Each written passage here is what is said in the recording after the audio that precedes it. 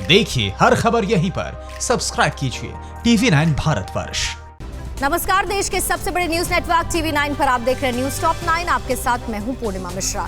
बिना ब्रेक के इस बुलेटिन में देश दुनिया और दिल्ली महाराष्ट्र, उत्तर प्रदेश उत्तराखंड, बिहार झारखंड, मध्य प्रदेश छत्तीसगढ़ समेत तमाम राज्यों की वो सारी खबरें दिखाएंगे जिन्हें जानना और देखना आपके लिए बेहद जरूरी है। देश और दुनिया में कोरोना संक्रमितों की संख्या कितनी हुई, राजधानी दिल्ली की हालत दिनों दिन बिगड़ती जा रही है, तो अमेरिका में 20,65,000 से ज्यादा कोरोना संक्रमित हो चुके हैं। कोरोना से जुड़ी हुई बड़ी खबरों के लिए आपको दिखाते हैं टॉप 9 कोरोना। देश में कोरोना से मरने वालों की संख्या 8,106 हो गई है। एक दिन में अब तक की सबसे ज्यादा 356 मौतें हुई हैं। इसके पहले 6 जून को सबसे ज्यादा 298 संक्रमितों ने दम तोड़ा था। पिछले 24 घंटे में 10,932 नए मरीज मिले हैं। 7 दिन में ये तीसरी बार है जब संक्रमितों का आंकड़ा 10,000 के पार पहुंचा। इन सबके बीच अच्छी खबर ये है कि देश में एक्टिव मरीजों से ज्यादा स्वस्थ हुए मरीजों की संख्या बढ़ी है। अब तक कुल 1,40,891 संक्रमित ठीक हो चुके हैं, जबकि एक्टिव मरीजों की संख्या 1,37,886 है। वहीं रिकवरी रेट भी करीब 49% हो गया है। देश में कोरोना संक्रमितों की पहचान के लिए टेस्टिंग का आंकड़ा 50 लाख को पार कर गया है। Indian medical council for research के मुताबिक अब तक देश में 50,61,332 टेस्ट हो चुके हैं। इनमें 2,77,000 लोग संक्रमित पाए गए। मतलब जितने लोगों की टेस्टिंग हुई उनमें 5.48% लोग संक्रमित मिले हैं। लॉकडाउन फेज 3 तक देश में केवल 20 से 50,000 लोगों की जाँच होती थी। अब 1,40,000 से ज्यादा लोगों की टेस्टिंग रोजाना हो रही है। दिल्ली में लगातार कोरोना मरीजों की संख्या बढ़ती ही जा रही है। एक दिन में यहाँ 1,501 नए मामले मिले हैं। इस तरह दिल्ली में कोरोना का आंकड़ा 32,810 पर पहुंच गया है, जिसमें 19,581 एक्टिव केस हैं। पिछले 24 घंटे में 48 मरीजों की मौत हुई। मरने वालों का आंकड़ा 984 पर पहुंच गया। इन सबके बीच मुख्यमंत्री अरविंद केजरीवाल ने केंद्रीय गृह मंत्री अमित शाह से मुलाकात की। दिल्ली में कोरोना की स्थिति को लेकर सीएम केजरीवाल ने अमित शाह से चर्चा की। दिल्ली सीएम अरविंद केजरीवाल ने आशंका जताई है कि 31 जुलाई तक दिल्ली में 5.5 लाख कोरोना के मरीज हो जाएंगे। ऐसे में हमें 80,000 बेड की जरूरत होगी। बेड की जरूरत को पूरा करने के लिए अभी से वेकेंट हॉल और स्टेडियम को टेम्परेरी तौर पर हॉस्पिटल में तब्दील करने की तैयारी शुरू हो गई है। केजरीवाल ने पड़ोसी राज्यों से निवेदन किया है कि वो अपने यहाँ समुचित व्यवस्था करें ताकि कम से कम लोग दिल्ली आ सके। गुजरात में पिछले 24 घंटे में 510 नए केस मिले हैं। इस तरह गुजरात में आंकड़ा 21,554 पर पहुंच गया है। अकेले अहमदाबाद में 15,305 केस हैं, जबकि एक दिन में यहां 34 मौतें हुई हैं। मरने वालों का आंकड़ा 1,347 पर पहुंच गया है। गुजरात में 5,464 एक्टिव केस हैं, जबकि 14,743 मरीज इस बीमारी से ठीक हो चुके हैं। राजस्थान में भी लगातार कोरोना संक्रमण के मामले बढ़ते ही जा रहे हैं। एक दिन में यहाँ 355 केस मिले हैं। मरीजों का आंकड़ा 11,600 पर पहुंच गया है। 24 घंटे में 4 मौतें हुई हैं। इस तरह मरने वालों का आंकड़ा 259 पर पहुंच गया है। कोरोना के लगातार बढ़ते मामले को देखते हुए सरकार ने फिर से सख्ती बढ़ा दी है। अब दूसरे राज्यों से बिना इजाजत आवाजाही पर 7 दिन तक पाबंदी रहेगी। राज्य से बाहर जाने के लिए पास लेना अनिवार्य होगा।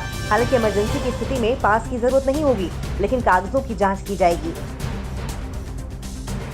तमिलनाडु में एक दिन में 1,927 केस मिले हैं। इस तरह तमिलनाडु में अब 36,841 पॉजिटिव केस हो गए हैं। 24 घंटे में 19 मौतें हुई हैं। इस तरह मरने वालों का आंकड़ा 326 पर पहुंच गया है।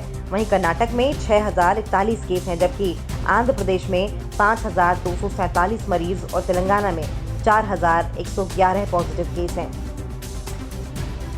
दुनिया में 74,43,900 से ज्यादा कोरोना संक्रमित हो गए हैं, जबकि 4,18,000 से ज्यादा मौतें हुई हैं। ब्राजील में 7,75,000 से ज्यादा केस हो गए हैं, जबकि 39,000 से ज्यादा मौतें हो गई हैं। ब्रिटेन में 41,000 से ज्यादा मौतें हो चुकी हैं। मैक्सिको और पाकिस्तान में संक्रमण का ग्राफ तेजी से बढ़ रहा है। 5 सप्ताह के बाद अमेरिका में फिर कोरोना मामले में उछाल आया है। अमेरिका में 20,64,900 से ज्यादा कोरोना के मरीज हो गए हैं, जिसमें 11,48,000 से ज्यादा एक्टिव केस हैं। एक दिन में 900 से ज्यादा मौतें हुई हैं। इस तरह अमेरिका में अब तक 1,15,000 से ज्यादा मौतें हो चुकी हैं। जो बार बार गलती करे वो पाकिस्तान। एलओसी पर पाकिस्तान की नापाक करतूत जारी है। असम के तिनसुकिया में तेल कुएं में लगी आग मामले में 2 अधिकारी सस्पेंड हुए, जांच के आदेश दे दिए गए। दिल्ली में एक चोर को इतना पीटा गया कि उसकी सांसें थम गई। देश की बड़ी खबरों के लिए आपको दिखाते हैं टॉप 9 राष्ट्र। प्रधानमंत्री नरेंद्र मोदी ने इजरायली प्रधानमंत्री बेंजामिन नेतन्याहू से फोन पर बात की। दोनों की इस बातचीत में कोरोना वायरस पर चर्चा हुई। कोविड के बाद की दुनिया में भारत और इजरायल आपसी सहयोग कैसे बढ़ा सकते हैं, इस पर विस्तृत चर्चा हुई। प्रधानमंत्री नरेंद्र मोदी ने ट्वीट कर खुद इस बात के बारे में जानकारी दी। प्रधानमंत्री मोदी ने नेतन्याहू को रिकॉर्ड बनाते हुए 5वीं बार प्रधानमंत्री बनने पर बधाई दी। राजस्थान के जयपुर में होटल शिव विलास में देर रात मुख्यमंत्री अशोक गहलोत ने मीडिया से बात की और विधायकों के बंधक बनाने की बात को नकार दिया। सीएम गहलोत ने कहा कि लॉकडाउन की वजह से हम बहुत दिनों से जिले के अंदर बंद थे, एक दूसरे से मुलाकात नहीं हुई थी, इसलिए यहाँ हम सब एक साथ जुटे हैं। एक दूसरे से मुलाकात हुई और बातचीत हुई। आपको बता दें कि इससे पहले दावा किया जा रहा था कि राजनीतिक अस्थिरता की डर से कांग्रेस ने अपने विधायकों को यहाँ बंधक बनाकर रखा है। हालांकि सीएम ने इसकी भी आशंका जाहिर की और बीजेपी पर सरकार को अस्थिर करने का आरोप लगाया। पाकिस्तान अपनी हरकतों से बाज नहीं आ रहा, वो बार बार युद्ध विराम का उल्लंघन कर रहा है। पाकिस्तानी सेना ने राजौरी के मंचकोट में गोलीबारी की, जिसमें होरीनार का एक व्यक्ति घायल हो गया। जवाब में भारतीय सेना ने भी पलटवार किया, जिसके बाद पाकिस्तानी सेना को पीछे हटना पड़ा। इससे पहले नौशेरा सेक्टर में भी पाकिस्तान ने गोलीबारी की थी। गोलीबारी से नौशेरा के जंगलों में आग लग गई और 2 जानवरों की मौत भी हो गई थी। पाकिस्तानी गोलीबारी से कुछ घरों को भी नुकसान पहुंचा है। असम के तिनसुकिया में ऑयल इंडिया के तेल के कुएं में लगी आग मामले में OIL के 2 अधिकारियों को सस्पेंड कर दिया गया है। वहीं जॉन अटॉर्नी प्राइवेट लिमिटेड को एक नोटिस भी जारी किया गया। कंपनी ने इस मामले की जांच के आदेश भी दिए हैं। कुएं में मंगलवार से लगी आग की लपटें अभी भी निकल रही हैं। इन सब के बीच सीएम सर्बानंद सोनोवाल के निर्देश पर मंत्री चंद्रमोहन पटवारी ने डिब्रूगढ़ सांसद रामेश्वर तेली के साथ प्रभावित क्षेत्र का दौरा किया। इस दौरान उन्होंने कहा कि आग की वजह से हुए प्रभावित लोगों को उचित मुआवजा दिया जाएगा। कश्मीर में आतंकियों ने सरपंच अजय पंडिता की हत्या कर दी, जिस पर बॉलीवुड से भी तीखी प्रतिक्रिया आई है। एक्ट्रेस कंगना रनौत ने कश्मीरी पंडित की हत्या पर बॉलीवुड की चुप्पी पर सवाल खड़े किए हैं। कंगना रनौत ने कहा कि सेक्युलरिज्म का पाठ पढ़ाने वाले अब चुप क्यों हैं? जिहादी एजेंडा वाले लोग जो हैं सेक्युलरिज्म की खाल में छुपे हुए हैं। कंगना रनौत ने वीडियो के जरिए प्रधानमंत्री मोदी के सामने भी एक मांग रखी। एक्ट्रेस ने कश्मीरी पंडितों की फिर घाटी में वापसी की गुहार लगाई है। वहीं अनुपम खेर ने भी सरपंच की हत्या पर नाराजगी जताई। भारत से करोड़ों का घोटाला कर विदेश भाग चुके डायमंड कारोबारी नीरव मोदी और मेहुल चौकसी मामले में ईडी ने बड़ी कार्रवाई की है। ईडी नीरव मोदी और मेहुल चौकसी के 1350 करोड़ रुपए के तराशे हुए हीरे, मोती, गहने जब्त कर हांगकांग की फर्मों से वापस भारत लाई है। ईडी के मुताबिक ये बेशकीमती ज्वेलरी हांगकांग की एक कंपनी के गोदाम में थी।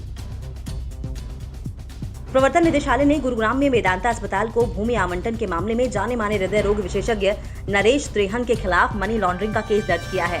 गुरुग्राम पुलिस की FIR के आधार पर ईडी ने त्रेहन समेत 16 लोगों के खिलाफ मनी लॉन्ड्रिंग रोकथाम अधिनियम के तहत आपराधिक केस दर्ज किया है।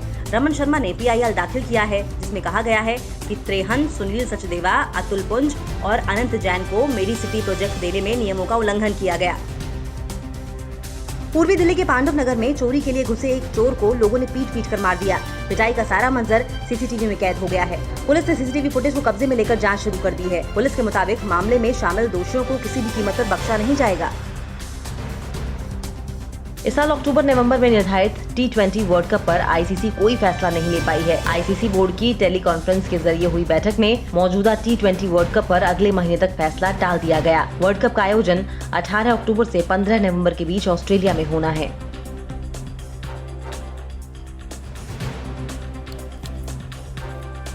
महाराष्ट्र में 94,041 कोरोना संक्रमित, तो वहीं मुंबई में आंकड़ा 52,600 के पार। आखिर सीएम उद्धव ठाकरे को क्यों कहना पड़ा पाबंदियों को मानो, नहीं तो फिर हो सकता है लॉकडाउन। और जलगांव में गायब 82 साल की बुजुर्ग कोरोना मरीज का शव अस्पताल के बाथरूम में मिलने से मचा हड़कंप। आपको दिखाते हैं न्यूज टॉप 9 महाराष्ट्र।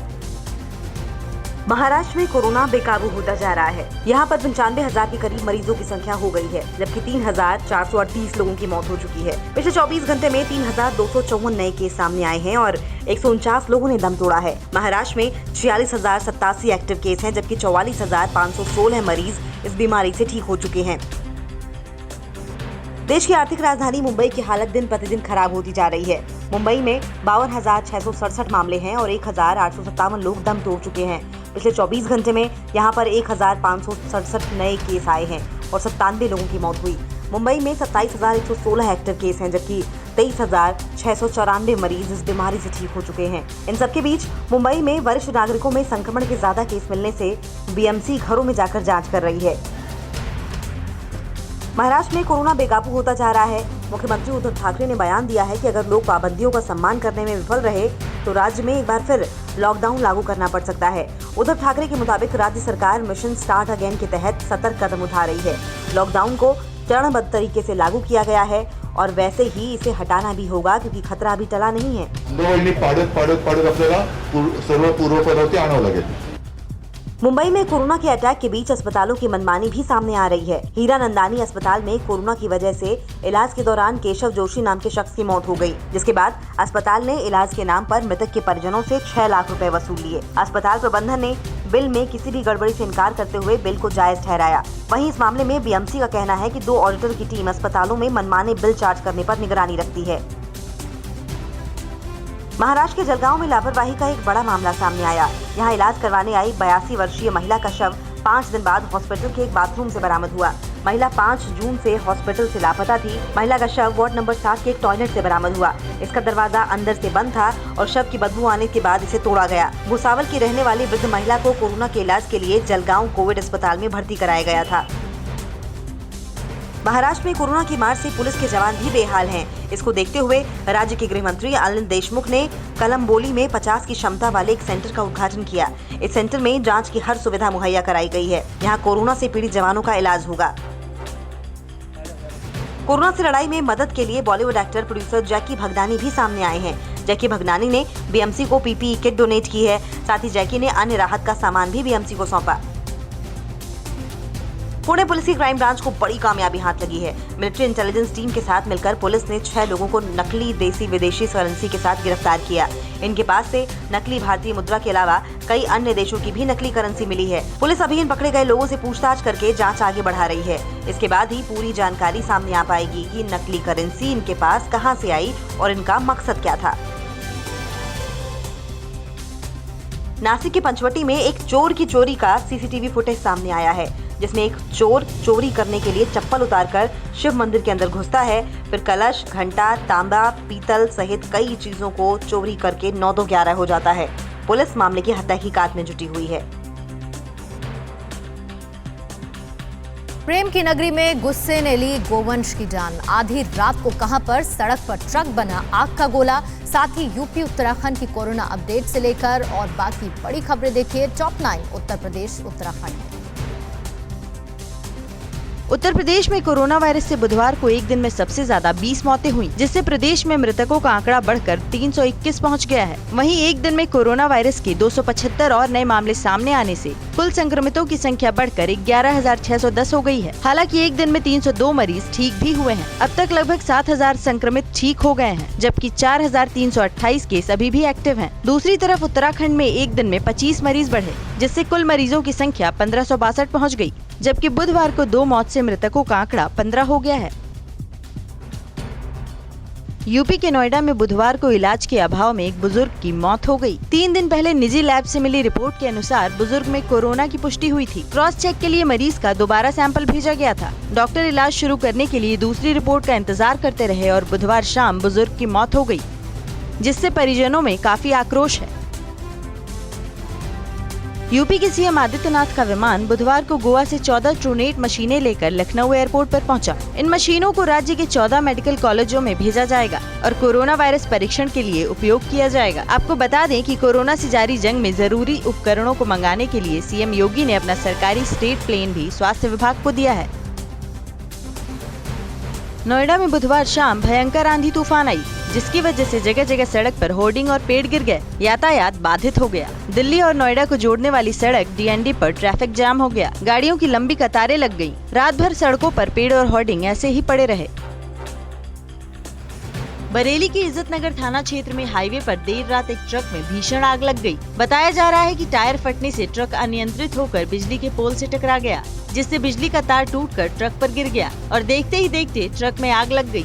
आग इतनी भयानक थी कि चंद मिनटों में ही ट्रक जलकर खाक हो गई। हादसे के वक्त ट्रक से कूदकर अपनी जान बचाने वाले ड्राइवर ने कहा कि आग लगने के लगभग 2 घंटे बाद फायर ब्रिगेड की गाड़ी वहां पहुंची। इस दौरान बरेली नैनीताल हाईवे पर लंबा जाम लग गया। उत्तर प्रदेश के मेरठ जिले के मवाना थाना क्षेत्र में संघ के जिला प्रचारक पर जानलेवा हमला हुआ। मुरादाबाद में संघ के जिला प्रचारक सचिन कुमार मंगलवार की शाम बाइक से बिजनौर होते हुए मेरठ से अपने गांव जा रहे थे कि तभी रास्ते में बाइक सवार 3 बदमाशों ने पहले तो बाइक छीनने का प्रयास किया, नहीं रुकने पर ताबड़तोड़ फायरिंग कर दी। इससे एक गोली पेट में तो दूसरी गोली हाथ में लगी। बदमाशों को पकड़ने के लिए एसपी ने 4 टीमें गठित की हैं। यूपी के बांदा में एक पुजारी की बदमाशों ने सिर कुचलकर हत्या कर दी। मृतक प्रभुदयाल दुबे पिछले 20 सालों से अरतरा इलाके के शिव मंदिर में रहकर पूजा पाठ करते थे। एसपी सिद्धार्थ ने बताया कि जल्द दोषियों को पकड़ लिया जाएगा। मौके पर कमरे का काफी सामान बिखरा मिला है। सियाचिन में तैनात एक जवान ने यूपी पुलिस पर अपने परिवार को तंग करने का आरोप लगाया है। जवान राधा रमन राय सोनभद्र के अनपरा थाना क्षेत्र का रहने वाला है। जवान ने वीडियो जारी कर आरोप लगाया है कि स्थानीय पुलिस रात को छापे मारकर उसके पिता और भाई को परेशान करने और गलत मुकदमों में फंसाने की कोशिश कर रही है और इस दौरान लॉकडाउन में उनके घर चोरी भी हो गयी। वीडियो वायरल होने के बाद एसपी ने आरोपों की जाँच सीओ पिपरी को सौंपी है। केरल में गर्भवती हथनी को अनानास में विस्फोटक रखकर खिलाने का मामला अभी शांत भी नहीं हुआ था कि आगरा में पशु के साथ क्रूरता का एक और मामला सामने आया है। दरअसल घुमंतु बछड़ा पालतू गाय और भैंस का चारा खाने आ गया था, जिसके बाद गाय भैंस को पालने वाले एक व्यक्ति ने बछड़े को डंडे से मारना शुरू कर दिया। उसके बाद दूसरा शख्स आया और उसने भी लाठियां बरसानी शुरू कर दी। लाठियों की मार से बछड़े की मौत हो गई। बिहार में कहां पर घूस लेने के आरोप में एक साथ 9 पुलिसकर्मी गिरफ्तार हुए, तो बेतिया में चीन के राष्ट्रपति के खिलाफ क्यों मुकदमा हुआ, आपको दिखाते हैं न्यूज टॉप 9 बिहार झारखंड। बिहार में बुधवार को कोरोना मरीजों की संख्या बढ़कर 5,698 हो गई है। बुधवार को राज्य में अब तक का रिकॉर्ड कुल 243 नए मामले सामने आए। इससे पहले 31 मई को 242 मरीजों की पहचान की गई थी। वहीं बुधवार को दरभंगा में एक मरीज की मौत हो गई, जिससे मरने वालों की संख्या 34 हो गई है। बुधवार को सबसे ज्यादा पूर्णिया में 55 संक्रमित पाए गए। राज्य में अब तक 2,934 लोग ठीक भी हुए हैं। दूसरी तरफ झारखंड में एक दिन में 135 नए केस दर्ज किए गए, जिससे राज्य में मरीजों की संख्या 1,551 हो गई है। बिहार के नेता प्रतिपक्ष तेजस्वी यादव बुधवार देर शाम रांची पहुंचे। आज लालू यादव का जन्मदिन है। इस मौके पर तेजस्वी रिम्स जाकर अपने पिता को जन्मदिन की शुभकामनाएं देंगे। साथ ही आज का दिन गरीब सम्मान दिवस के तौर पर मनाया जाएगा। रांची पहुंचने पर तेजस्वी ने बीजेपी की वर्चुअल रैली पर कटाक्ष किया। तेजस्वी ने कहा कि इस पर खर्च किए गए 175 करोड़ रुपए यदि भूखे गरीबों पर खर्च किए जाते तो इस कोरोना काल में गरीबों का कुछ भला हो जाता। केंद्रीय गृह मंत्री और बीजेपी के पूर्व राष्ट्रीय अध्यक्ष अमित शाह की वर्चुअल रैली से उत्साहित बिहार बीजेपी कार्यकर्ता आज से 14 जून तक जनसंपर्क अभियान चलाएंगे। इस दौरान बीजेपी कार्यकर्ता घर घर जाकर मोदी सरकार 2.0 के 1 साल की उपलब्धियों को लोगों को बताएंगे। साथ ही मोदी के लिखित पत्र को घर घर पहुंचाएंगे। बिहार के रोहतास जिले के सासाराम में पुलिस कर्मियों के भ्रष्टाचार का एक नया मामला सामने आया है। यहाँ बालू से लदे ट्रकों से अवैध वसूली कर रहे 9 पुलिस कर्मियों को गिरफ्तार किया गया है। गिरफ्तार पुलिस कर्मियों में डेहरी थाना के एएसआई भी शामिल हैं। इनके अलावा 6 सैप के जवान और 2 होमगार्ड के भी जवान शामिल हैं।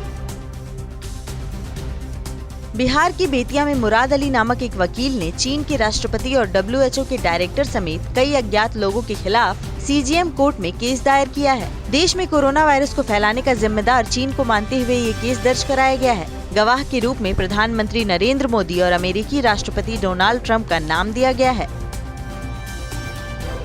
बिहार के भागलपुर में बम बनाने के दौरान एक शख्स की मौत हो गई, जबकि एक अन्य व्यक्ति गंभीर रूप से घायल हो गया। मामला मधुसूदनपुर थाना क्षेत्र का है, जहां बगीचे में बम बनाने के दौरान भयंकर विस्फोट हो गया, जिसकी चपेट में आने से बीसू यादव नाम का एक शख्स मारा गया। बॉलीवुड अभिनेता पंकज त्रिपाठी को बिहार की खादी का ब्रांड एम्बेसडर बनाया गया है। सूबे के उद्योग मंत्री श्याम रजक ने बताया कि बिहार उद्योग विभाग की ओर से पंकज त्रिपाठी को प्रस्ताव भेजा गया था, जिसे उन्होंने स्वीकार कर लिया है। अब पंकज त्रिपाठी बिहार की खादी का प्रचार प्रसार करेंगे। पंकज बिहार की गोपालगंज के रहने वाले हैं। बोधगया के महाबोधि मंदिर को आम श्रद्धालुओं के लिए 78 दिन बाद बुधवार को खोल दिया गया। यहाँ श्रद्धालुओं और पर्यटकों को सोशल डिस्टेंसिंग के साथ मंदिर में प्रवेश कराया जा रहा है। मंदिर के गर्भगृह में एक बार में सिर्फ 10 श्रद्धालु ही भगवान बुद्ध के दर्शन कर रहे हैं। बिहार की गया में बुधवार को ऑफिसर ट्रेनिंग एकेडमी के जवानों को उनके उत्कृष्ट प्रदर्शन के लिए अवार्ड देकर सम्मानित किया गया। ऑफिसर ट्रेनिंग एकेडमी यानी OTA की गया में 17वीं पासिंग आउट परेड शनिवार को होगी। गया ओटीए में करीब 750 अधिकारियों की ट्रेनिंग लेने की व्यवस्था है। इसके बावजूद पिछले 9 सालों में गया के ओटीए में बहुत कम अधिकारी प्रशिक्षण प्राप्त कर पाए हैं। ट्रेनिंग लेने वाले अधिकारियों का आंकड़ा 250 से अधिक नहीं हो पाया है। और मध्य प्रदेश छत्तीसगढ़ के कोरोना अपडेट से लेकर बड़ी खबरों के लिए आपको दिखाते हैं टॉप 9 मध्य प्रदेश छत्तीसगढ़। मध्य प्रदेश में बुधवार को कोरोना के 200 नए मरीज सामने आए हैं, जिससे राज्य में संक्रमित मरीजों की संख्या बढ़कर 10,049 हो गई है। जबकि एक दिन में 7 लोगों ने इस वायरस से दम तोड़ा, जिससे मरने वालों की संख्या बढ़कर 427 हो गई। स्वास्थ्य विभाग की तरफ से जारी आंकड़ों के मुताबिक बुधवार को इंदौर में 51, भोपाल में 47, नीमच में 10, ग्वालियर में 12, देवास में 9 और रतलाम में 24 नए मरीज मिले हैं। राज्य में अब तक 6,892 मरीज ठीक भी हुए हैं। छत्तीसगढ़ में बुधवार को 51 नए संक्रमित पाए गए, जिससे राज्य में कुल मरीजों की संख्या बढ़कर 1,262 हो गई है। जबकि एक मरीज के मरने से कुल मृतकों का आंकड़ा 6 हो गया है। अब तक राज्य में 402 मरीज ठीक भी हुए हैं, जिनमें 55 मरीज पिछले 24 घंटों में ठीक होकर अपने घर लौटे हैं। हालांकि अभी भी राज्य में 854 एक्टिव केस हैं। मध्य प्रदेश विधानसभा उपचुनाव से सीएम शिवराज सिंह के कथित ऑडियो से सियासी तूफान खड़ा हो गया है। ऑडियो में शिवराज सिंह कह रहे हैं कि केंद्रीय नेतृत्व के आदेश पर सूबे में कांग्रेस की सरकार गिराई गई। अगर नहीं गिराई गई तो सरकार बर्बाद कर देगी, तबाह कर देगी। दावा है कि ऑडियो 8 जून का है, जब सीएम शिवराज इंदौर में कार्यकर्ताओं को संबोधित कर रहे थे। मुख्यमंत्री बनने की तो नहीं सोची। शिवराज सिंह चौहान के कथित ऑडियो के वायरल होने के बाद मध्य प्रदेश कांग्रेस पूर्व सीएम कमलनाथ और पूर्व मंत्री जीतू पटवारी ने हमला बोला है। मध्य प्रदेश कांग्रेस ने ट्वीट करके कहा, शिवराज जी ने बताया केंद्रीय नेतृत्व के कहने पर मध्य प्रदेश की सरकार गिराई गई। मोदी जी, आपने लोकतंत्र की हत्या की है। या आपके सीएम आदतन लफाजी कर रहे हैं। कमलनाथ ने लिखा कि साजिश, षड्यंत्र और प्रलोभन से सरकार गिराई गई।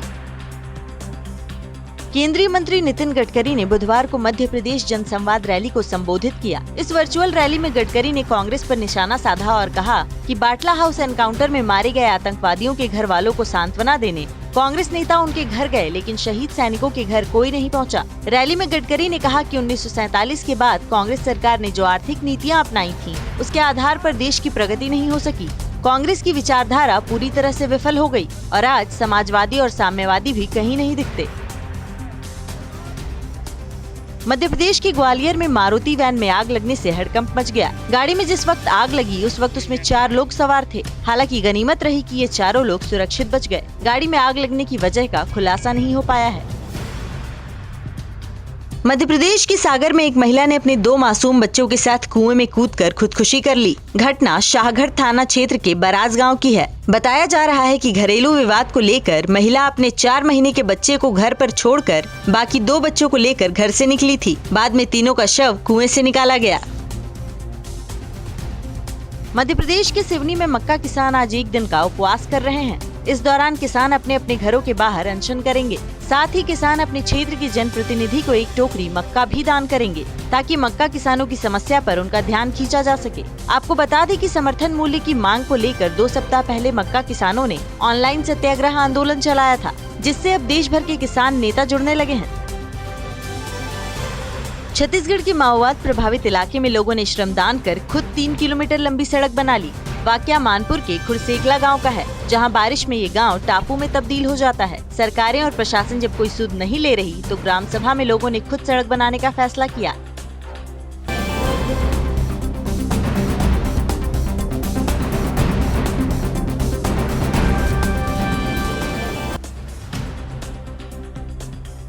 और देश के अन्य राज्यों की सबसे बड़ी खबरें न्यूज टॉप 9 राज्य में।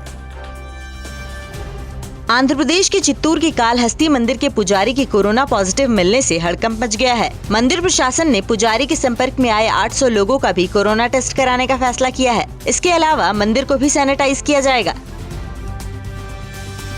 उत्तर प्रदेश के हापुड़ में पुलिस और बदमाशों के बीच मुठभेड़ हुई, जिसमें गोली लगने से एक बदमाश घायल हो गया। हालांकि अंधेरे का फायदा उठाकर 2 अपराधी भागने में सफल रहे। घायल बदमाश के पास से पुलिस ने एक बाइक और तमंचा बरामद किया है। बताया जा रहा है कि 2 दिन पहले ही डीएम ऑफिस के पास अपराधियों ने गार्ड से लूटपाट की थी, जिसमें घायल बदमाश भी शामिल था। राजस्थान की कोटा पर टिड्डियों ने हमला कर दिया है। स्टेशन इलाकों पर टिड्डियों के दल ने कब्जा कर लिया है, जिसके बाद लोगों को सतर्क करने के लिए रेल प्रशासन ने इमरजेंसी हॉर्न बनाया। स्थानीय लोगों ने टिड्डियों को भगाने के लिए घरों के छत पर खड़े होकर थालियां बजाईं। कोरोना संकट के बीच अब तेलंगाना पर टिड्डियों का आतंक भारी पड़ रहा है। टिड्डियों के प्रहार को देखते हुए मुख्यमंत्री के चंद्रशेखर राव ने एक रिव्यू मीटिंग की। बैठक में टिड्डियों के कहर की रोकथाम के लिए रणनीति बनाई गई। सोनू सूद के बाद अब महानायक अमिताभ बच्चन ने भी प्रवासी मजदूरों को उनके घर भेजने का अभियान शुरू किया है। अभियान का नाम मिशन मिलाप रखा गया है। मिशन के जरिए 10 जून से 20 जून तक प्रवासी मजदूरों को फ्लाइट के जरिए प्रयागराज, गोरखपुर, पटना और लखनऊ भेजा जाएगा। इस काम में अमिताभ बच्चन की सहायता हाजी अली दरगाह और माहिम दरगाह के वॉलंटियर्स कर रहे हैं। इस मिशन के तहत अब तक 4 फ्लाइटें भेजी जा चुकी हैं और बाकी भी जल्द ही भेजी जाएंगी। हिमाचल प्रदेश के चंबा में उफनते नाले में 3 बच्चे बुरी तरह फंस गए। बच्चों के शोर मचाने के बाद वहां पहुंचे ग्रामीणों ने कड़ी मशक्कत के बाद सभी बच्चों को बचा लिया। ये चारों बच्चे अपने रिश्तेदार के पास जाने के लिए होबार्डी नाला पार कर रहे थे। तभी तेज बारिश की वजह से अचानक नाले का जल स्तर बढ़ गया और ये चारों बच्चे उसमें फंस गए। ओडिशा की कोरापुट में बीएसएफ और स्थानीय पुलिस की संयुक्त टीम ने भारी मात्रा में कैश और हथियार बरामद किए हैं। गश्ती के दौरान ये कार्रवाई की गई। हालांकि इस मामले में किसी की गिरफ्तारी नहीं हो पाई है, जिससे ये पता चल सके कि ये पैसे और हथियार किसके हैं और किस मकसद से यहाँ रखे गए थे। पुलिस जाँच में जुटी है। तमिलनाडु के कोयम्बटूर में मंदिर को दोबारा खोलने की मांग को लेकर लोगों ने अनोखा प्रदर्शन किया। यहाँ लोगों ने एक पैर पर खड़े होकर सरकार से मंदिर को दोबारा खोलने की मांग की। आपको बता दें कि अनलॉक में जहाँ देश के लगभग सभी धार्मिक स्थल सशर्त खोल दिए गए हैं, वहीं तमिलनाडु में अभी तक मंदिरों को खोलने की इजाजत नहीं दी गई। गुजरात के गिरवन इलाके में एशियाई शेर की आबादी बढ़ गई है। यहाँ शेर की तादाद जहाँ पहले 523 थी, वहीं अब बढ़कर 674 हो गई है। 2015 में हुई आखिरी गिनती के वक्त गिर के जंगलों में शेर की तादाद 523 थी। ये गिनती हर 5 साल पर की जाती है। इस पर प्रधानमंत्री मोदी ने ट्वीट किया और लिखा कि गुजरात के लोगों और उन सभी लोगों के लिए बधाई जिनके प्रयासों से ये बड़ी उपलब्धि हासिल हुई है।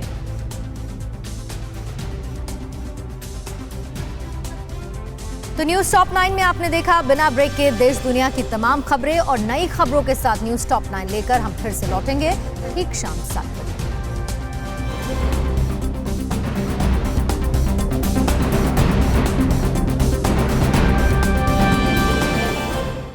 फिक्र आपकी, सोमवार से शुक्रवार रात 9 बजे सिर्फ TV9 भारतवर्ष पर।